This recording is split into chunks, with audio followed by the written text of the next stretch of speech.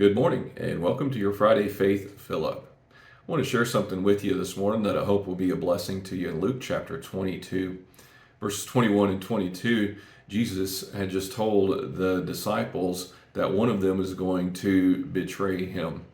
Now we can imagine the response and the thoughts going through their heads as he told him this, but in Luke's account, we have an interesting response that's recorded in verse number 23.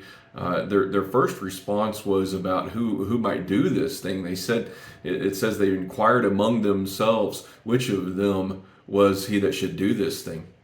And so they were talking among themselves, who could in the world could do this? Could you imagine being one of the 12? It's not like this is a huge group. There's only 12 of them. And one of those 12, you can look every one of them in the eye and wonder about it. Who would do such a thing? But over in Matthew chapter 26 and verse number 22, the Bible tells us that they were looking at each other and then talking to Jesus saying, "Is it I?"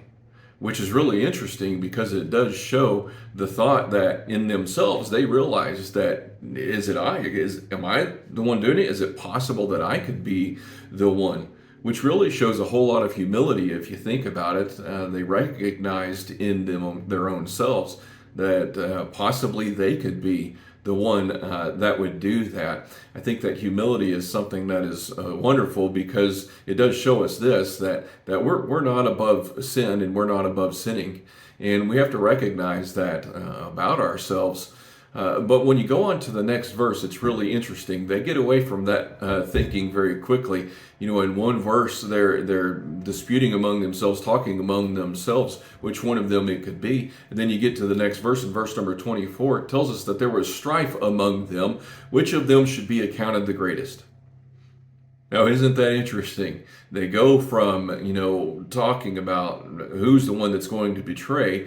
The conversation quickly evolves into which one of them is the greatest, which goes far past where they were, is it I, to, well, I know that it's not me because, I'm the greatest. It's amazing to think about how that conversation changed. But in John's gospel, we see a little bit more of the timeline. Just prior to this, Jesus had washed their feet. And when he washed their feet, he said, "I'm your master, and I'm washing your feet. I'm being your servant. I'm humbling myself." And he told them, now you do the same thing. And now we find them after the betrayal, they're talking about the prophesying of the betrayal, that now they are disputing among themselves about who is the greatest, who's going to be the one that stands out as the best, as opposed to the one who is going to betray him, or could we say the worst among them.